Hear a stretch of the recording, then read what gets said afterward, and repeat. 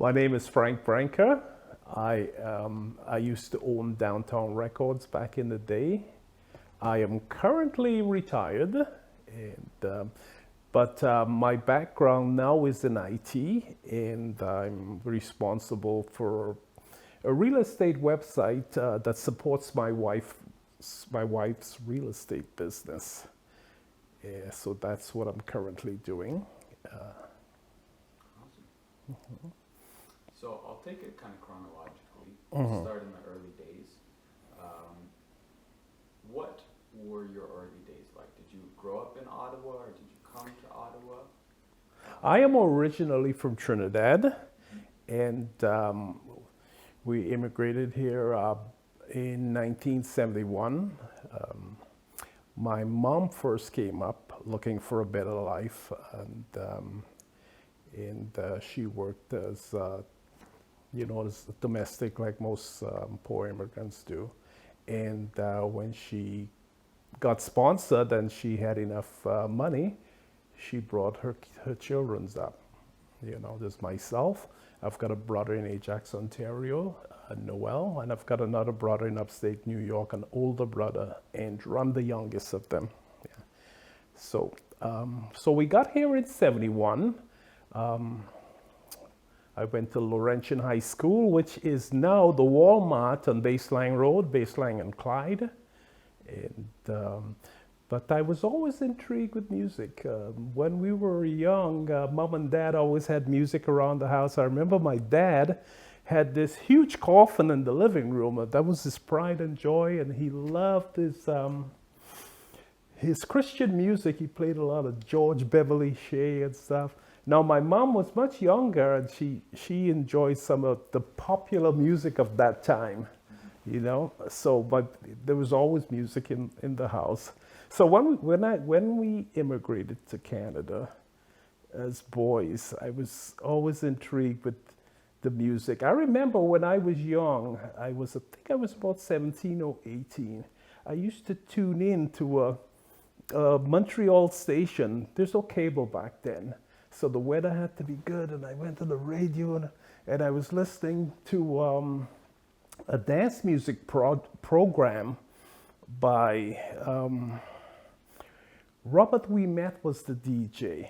And so I used to tune in there and listen to him at the Limelight in Montreal. I says, wow, I should be a DJ. It'd be a great little job. I was really into it then, I said, wow.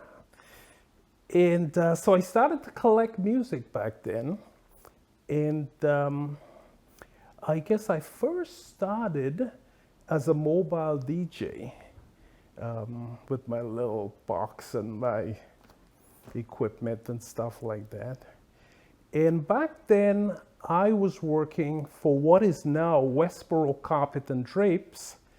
And the owner, Stephen Kimball, his father owned the place. Him and I used to do bar mitzvahs together, and lots of them, and sweet 16s and stuff. So that's how I really got a taste for playing out. And from that came my clubbing days, working in some of the small, back then, because I was new, I remember working in a place called, it was on Baseline Road across from the shopping center there. It's gone. I don't remember the name of the place anymore. But that's where I got my start in the small clubs. Then I graduated to bigger clubs. But finding the music was always the problem. So someone told me about a record pool out of Montreal. And so I decided to join this record pool. And so I did my application, and they had an agent in Ottawa, a representative, and I got accepted. So this record pool was basically out of Montreal.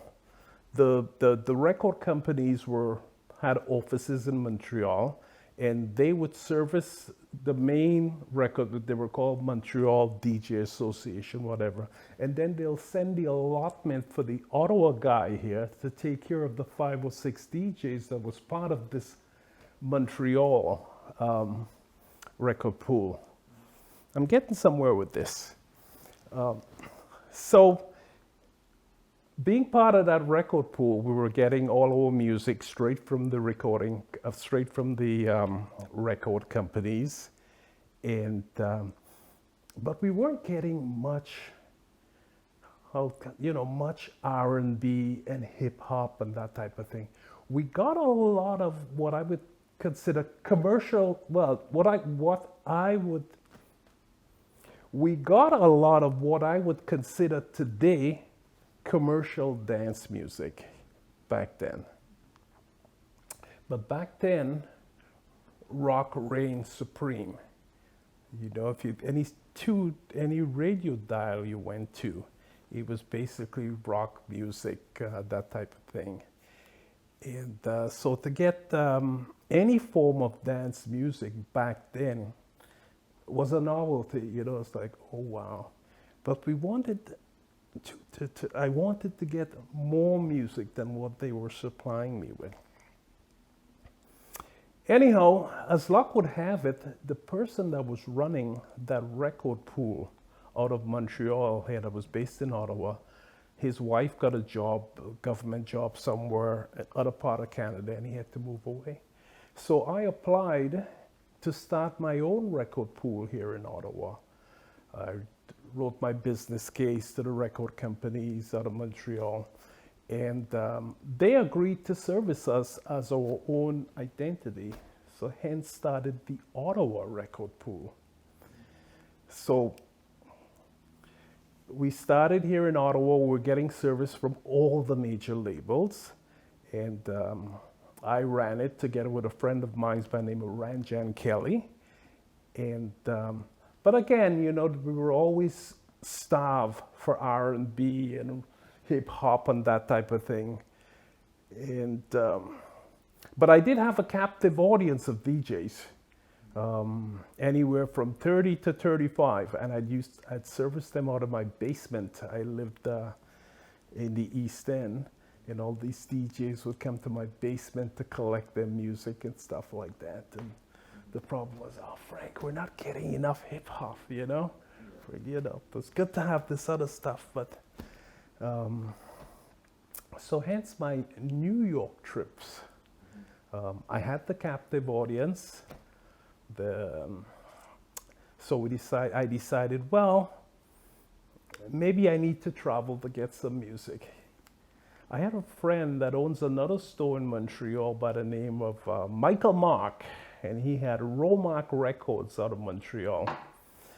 So him and I decided we should start making some New York trips. And I would leave Ottawa here at midnight.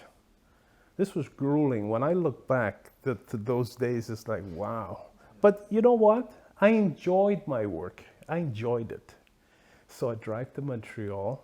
I'll pick up Michael, and we would drive right through to Plattsburgh all the way to Manhattan. We would get there, my God, sometimes 4 in the morning, 5 in the morning, no sleep, you know, except when we switch drivers. And we normally have anywhere from $10,000 to $12,000 cash in our pocket. And we would go hunting for music. Now, Michael had his store that sold lots of West Indian music and novelties, caps, and all that type of stuff, and which actually broadened my horizon as far as music. So when we got into Montreal, the first step would be wholesalers. There was one wholesaler in particular that I went to. I went to many wholesalers, but this was a really big one in Long Island. It was Win Records and Tapes back then.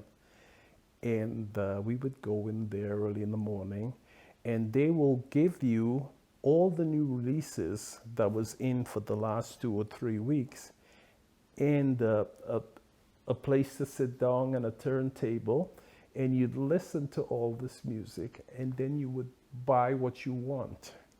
You had to buy in quantity, obviously. And so hence, breaking away from just a regular dance, I really started to get some R&B and some hip hop that, my crowd wanted, And so when I started to bring that music into Ottawa, it really changed things. Then I got a broader audience. I had all the dance people, not a problem. But now I'm breaking into the bigger hip hop.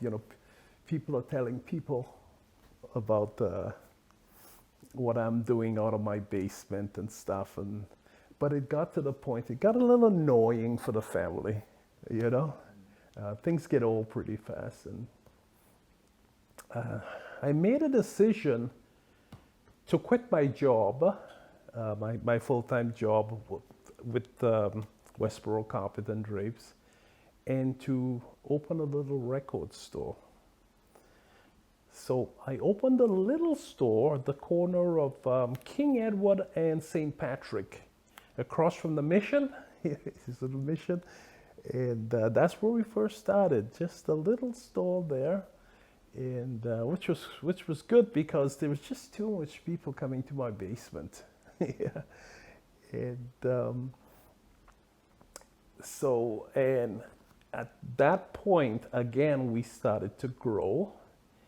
And but getting back to my travels, a lot of good things happen in the music industry in New York. And it was good for me to actually go down there and buy my own music. I know a lot of the other stores around Canada just order stuff in. But when you order stuff in, you can't get the street music or the white labels or deal with the guy that only pressed 100 copies. You have to be there on the spot to meet these people. And so that was our edge at Downtown Records. The ability to travel and meet people and find the gems, I got acquainted with stores like some of the bigger dance music shops in New York. I got to know the owners really well. And obviously they were selling everything. They sold hip hop and dance and that type of thing. So I get to meet a lot of the people that they dealt with from the streets. The guy that'll open the trunk of his car and says, "Hey, I got 50 copies of this from X that's trying to be good." And you listen and say, "Yeah, well, I'll take 10 or 15 copies." And, be a new rapper or something like that. And it turns out to be like, "Oh, wow. It's just the guy is so poor he can't hit mainstream or he hasn't been discovered as yet, So we got a lot of gems like that, and we'd bring that stuff back into Ottawa and sell it to our crowd.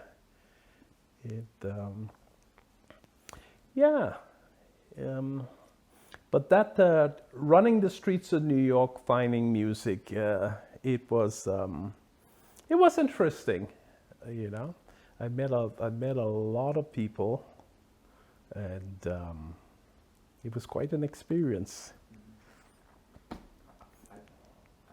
be interested to get you to kind of paint a bit of a picture, seeing that you were both in Ottawa and at times in New York around that time period, because that's kind of when, in a lot of ways, hip hop was just starting to make its way to Toronto and Montreal and Ottawa. The origins were in New York.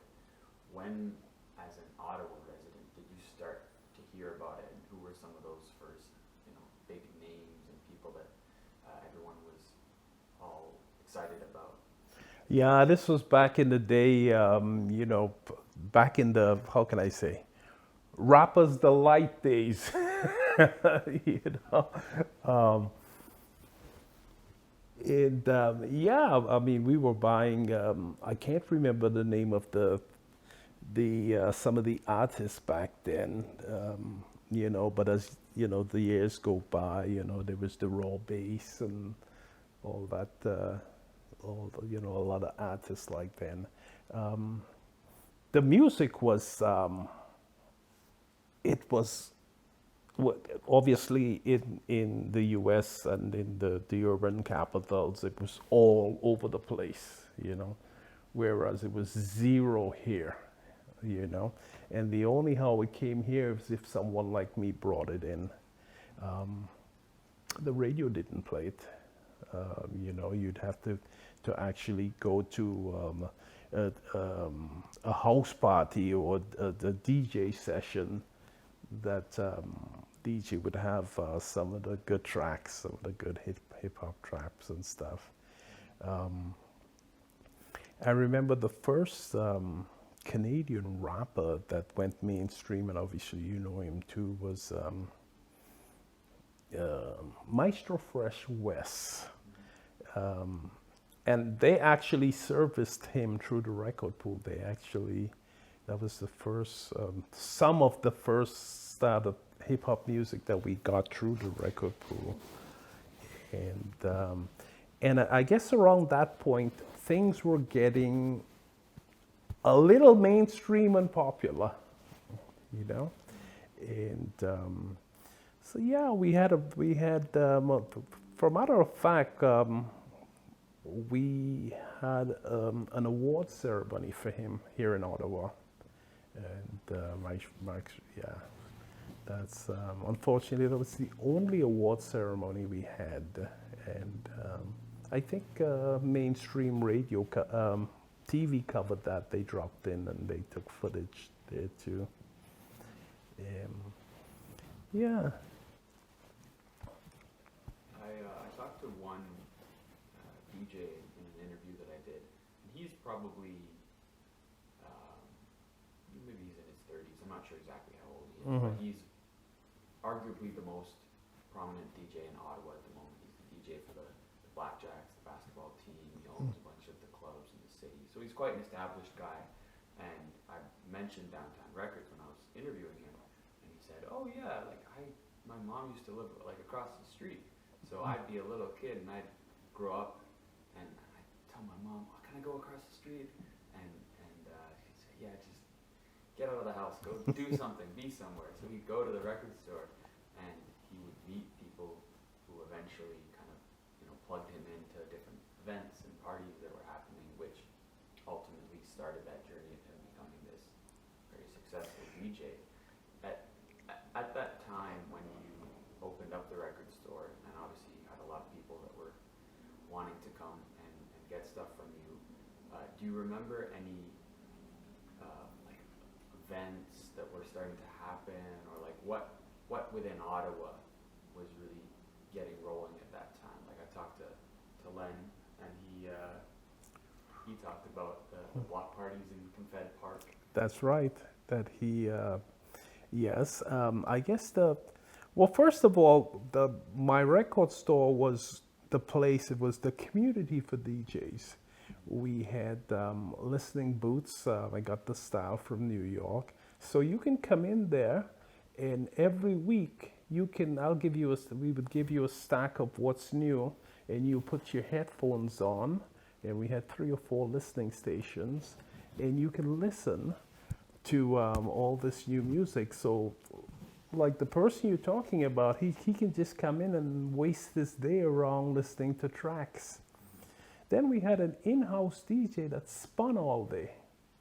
Yeah, as soon as you walk through the front door, there's a DJ spinning publicly, and that really set the scene of the store. You walked in, where you walked into. These guys are, the club DJs, rap DJs, reggae DJs, Um, but yeah, Len Parkerin, of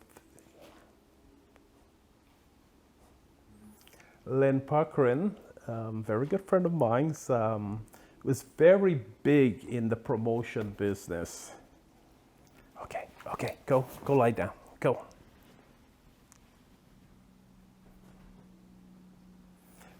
Len Parkerin was very big in the DJ promotion business back then, being a DJ himself.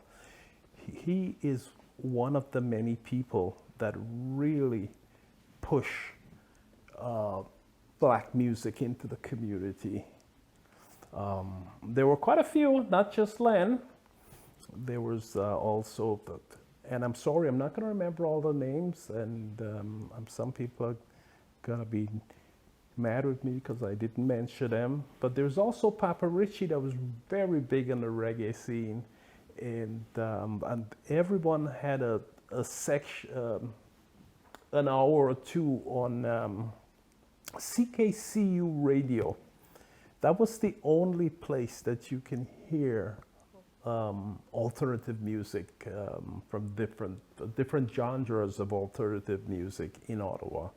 CKCU is still around, and but yeah, all the DJs had their hour or two shows. Laurie Kane, I want to mention too, and everybody had their show. But Len did the stuff in the park for the black community. He went under the name of 747. You know, and he had his Club 747. He was an established DJ, did the bar scene, and did the mobile, played all the bars in Hull and that type of stuff. And he's quite versatile, this jockey, you know. For the bar scene in Hull, he's got his own style for that. And then when he gets into our community, he's got his own style for that too. Len was very instrumental in the promotion of black music here in town. And yeah, then there was Wally Ade. Wally Ade was the promoter that actually brought some of the artists into town here. Ice-T, remember he brought Ice-T to my store, and his Ice-T and his wife, and did shows with Ice-T, raw bass. And I mean, he'll tell you all the people. He was quite active in the promotion business here. And yeah, but it was quite you know, we all played a role, you know, in the promotion of black music here in Ottawa. And hopefully someone else has grabbed the rein. You know, I'm 70 years old now and moved on to other things. And but I don't stay in touch anymore. But hopefully someone else has grabbed the rein and is doing, you know, good for music in Ottawa as far as promoting black music. I remember that we were called by the CRTC to represent when they were trying to establish the first radio station here in Ottawa that would play R&B and hip hop. They came to see me, and they wanted us to attend the meetings at the CRTC. And I think about 4 or 5 of my DJs, including myself, went to the CRTC to support them at the radio station. And yeah, they got the first radio station here in town. I think the company sold the radio station now, and things have moved on. But yeah. And so, you know, you started the actual physical store, and that seemed to have been very successful. What caused you to move on from that and kind of open up a new chapter in life? well, when we first started our first store, King Edward and St. Patrick,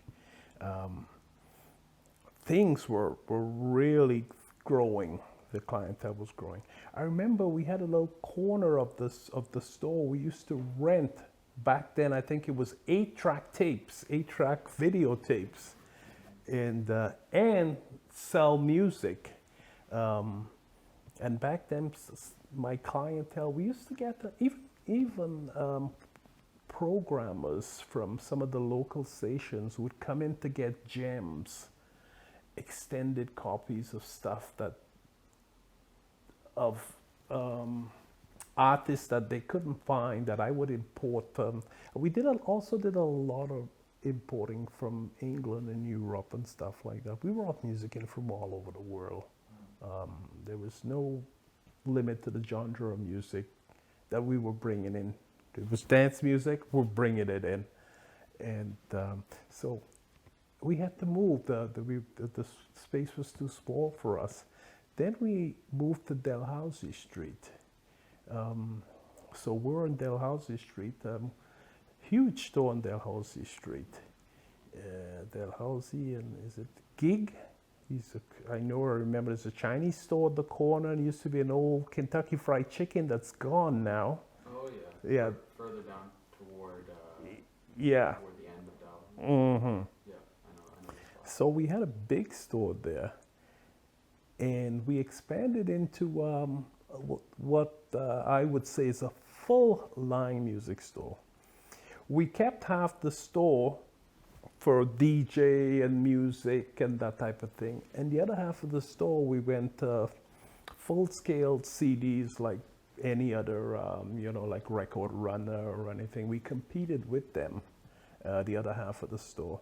But the store was still unique because if you come into the store, we had that live DJ, pumping the tunes. So if you didn't like it, go elsewhere, But we still had a huge clientele that would come in just to buy popular music, rock, pop CDs, and at the store. And so, yeah, and that went on for many years. But it got to the point, it was just around the point when MP3s was starting to come onto the scene, digital music, is when I made the decision. We had the record companies. I was still running the record pool, by the way, and they started to serve us electronically, which was great. My brother Noel was a real techie guy, and we set up servers and stuff like that, and we started to service our guys here electronically.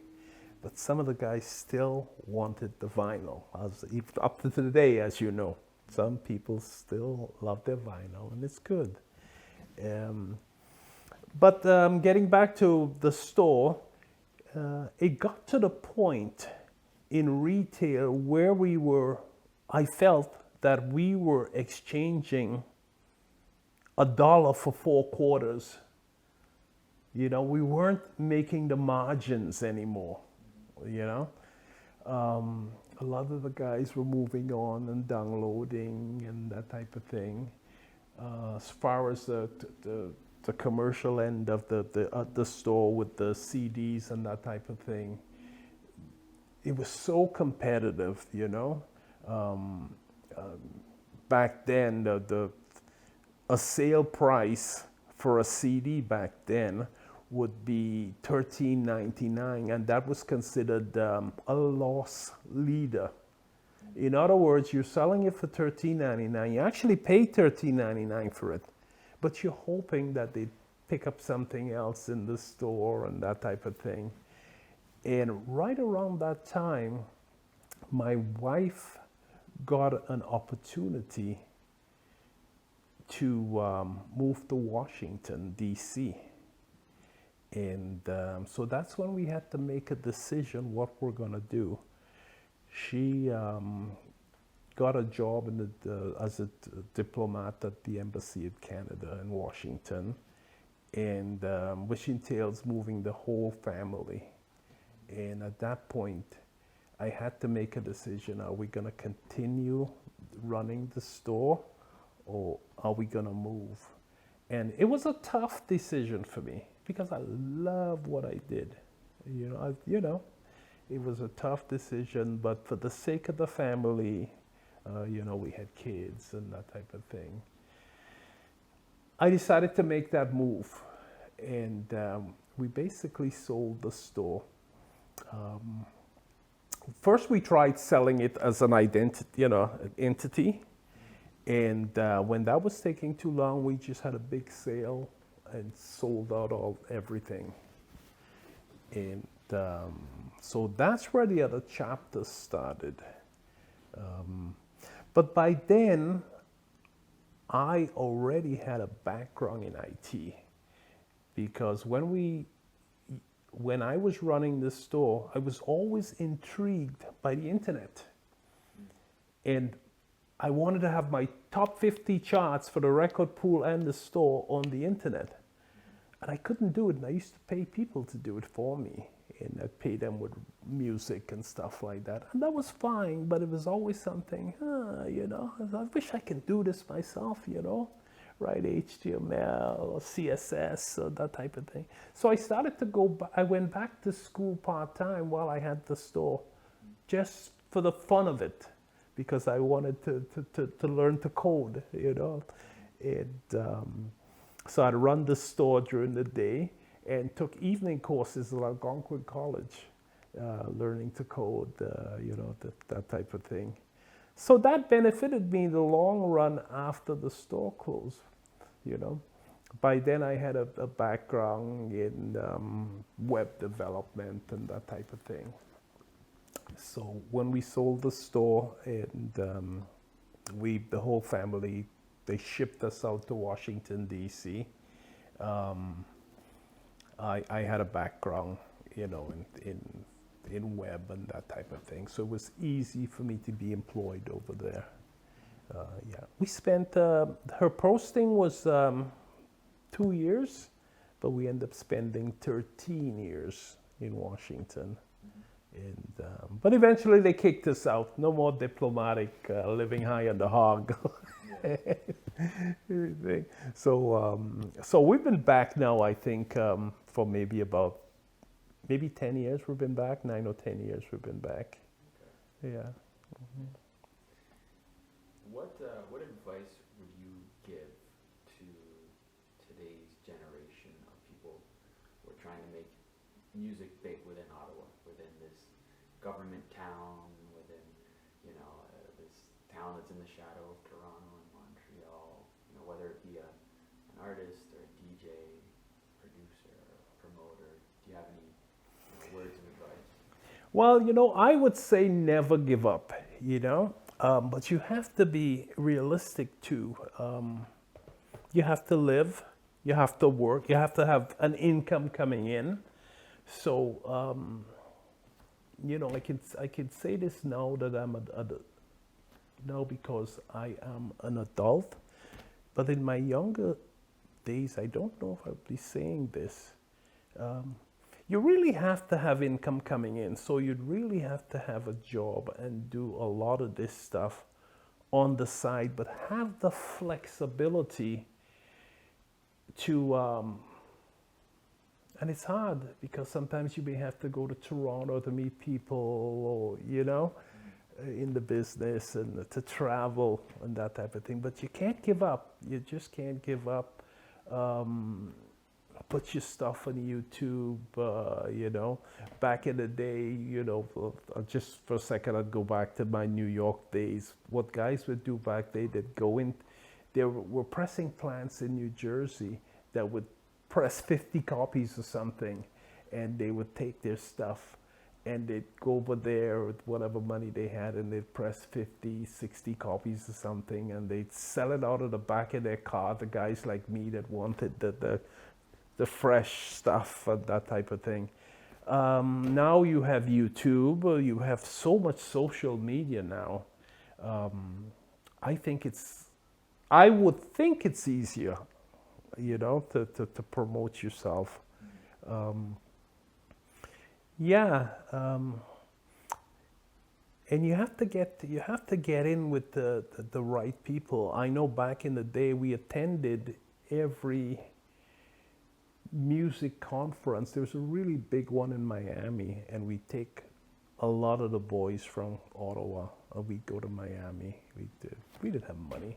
We just packed up ourselves in a car, 2 cars, and we drive down and we spend that week in Miami. And for a matter of fact, I think the name has changed, but that week of music celebration in Miami still happens. And you had people in from all over the world, meeting with record companies and DJs, and it was quite an event. As far as I know, it's still happening under a different name. You had all the big DJs, and every night would be a different party. There'd be tons of parties and freebies from record companies. Every major label would be sponsoring a party at some club or some bar every night. But the point I'm making, you have to get in to the right crowds, and the right people. For us here in Ottawa, lucky for me, I got to know a lot of the label representatives back in the day, when I was in the business, so it was easy to recommend new artists. I remember Frank, a local guy, he lives on the Quebec side, had quite a few artists. 1, 2, 3, had about 3 or 4 artists that he promoted. And yeah, it's just to you need to get in where those people are, but it's not easy, but you have to, to be exposed, because we still have a lot of good Canadian talent, yeah. And I mean, I didn't even have to ask many questions. I love the way you painted that picture. Is there anything that you think we've missed, or anything else that you'd like to touch on? Otherwise, I think that was excellent. I think we covered just about everything. We touched on a little. I mean, I can talk more about hanging out in New York and buying stuff and all that stuff, but I think you've got it all in a nutshell. If ever you want me to elaborate on a particular topic and I'm in town here, you can come back and we can add to it, a particular topic. But I think we touched on a little of everything. Yep. Customs. I just want to tell you about Canada Customs and importing. Yeah. I'll tell you, that was one of the toughest things. We did our own importing. I know a lot of the other people, they have other importers and stuff. But when Michael and I drove up to Canada Customs, a car, a van full of music, boy, they put us through the ringer, they're doing their jobs, okay? And but they think, there's got to be something dirty about those guys, And boy, they'd slow us down, and they'd empty every box and look for whatever they're looking for. And, I don't know how many hours we sat in the room at Customs, and okay, we'll get to you. We had to do our own paperwork too, because we didn't have a broker. We were our own brokers. And for a matter of fact, over the years, I learned to broker my own stuff, to the point whereas I got my broker license. A lot of people didn't believe that I was a broker. I can actually broker stuff to the Customs. It took a while, but they wanted, when I did my research, I needed to get a $20,000 bond from my bank as a guarantee. And, but I'm not going to, but anyhow, it did happen, and I did the paperwork. So then I was allowed, Michael wasn't. I was allowed to drive up to customs with my car full of $10,000 worth of goods and just show the bill. They would stamp it, and I would come home, and I would have 30 days to fill the paperwork. Getting my broker's license gave me a lot of respect, because before that it was nasty.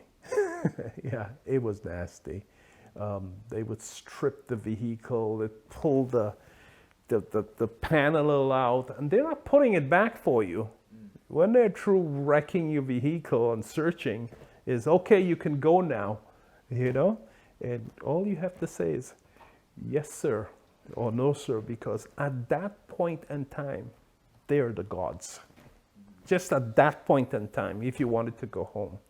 I've seen so many incidents with other importers that there were a lot of small importers like myself and Michael that weren't bringing music through customs. They were bringing hats and bags and that type of thing.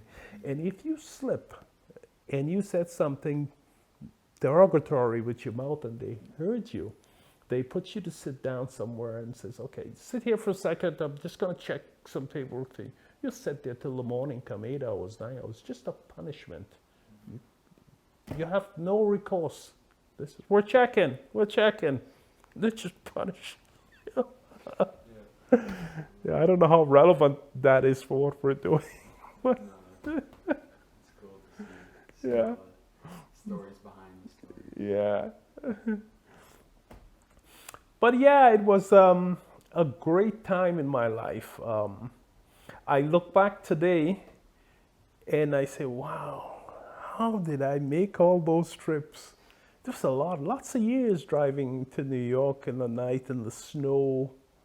And I don't know, but I guess when you love something, you know, and I didn't care too much about, let me rephrase this. Obviously, I had to make money to stay in business. But money wasn't my driving force, you know?